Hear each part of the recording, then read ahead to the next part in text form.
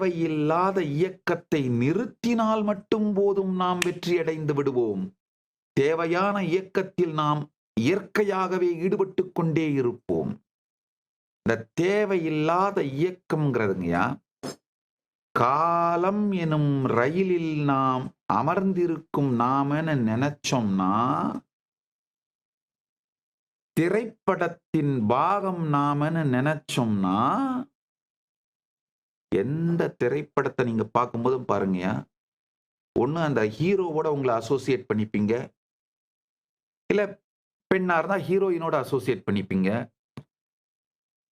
ஏதோ ஒரு கேரக்டரோட உங்களை அசோசியேட் பண்ணிப்பீங்க. காமெடியனோடையோ இல்ல வில்லனோடையோ ஏதோ ஒரு கேரக்டரோட அசோசியேட் பண்ணிப்பீங்க.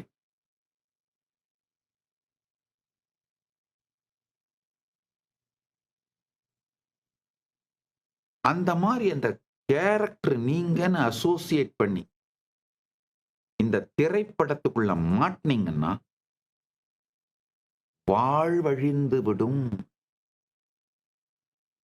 ஆனா இந்த காலம் எனும் திரைப்படம் ஓடும் திரை நீங்கள் அப்படின்னு இருந்தீங்கன்னா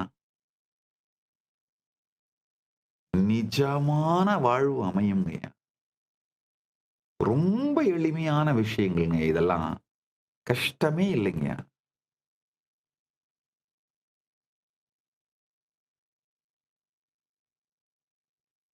உங்களுக்குள்ள இருக்கிற ஏகப்பட்ட பிளைண்ட் ஸ்பாட்ஸ் எல்லாம் உடைஞ்சு கிளீன் ஆகி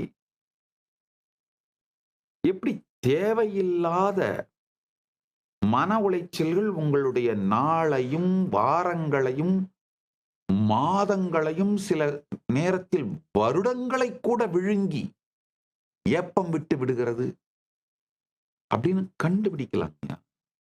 வெறுங்கனவு காண்பது நிறுத்துபவன் பெருங்கனவை நிஜமாக்கும் திருப்பணிகளை செய்து கொண்டிருப்பான். வெறுங்கனவு காண்பது நிறுத்துபவன் வாழ்வில் பெருங்கனவுகளை நிஜமாக்கும் செயல்களை திருப்பணிகளை செய்து கொண்டே இருப்பான். இது முதல் சத்தியம்.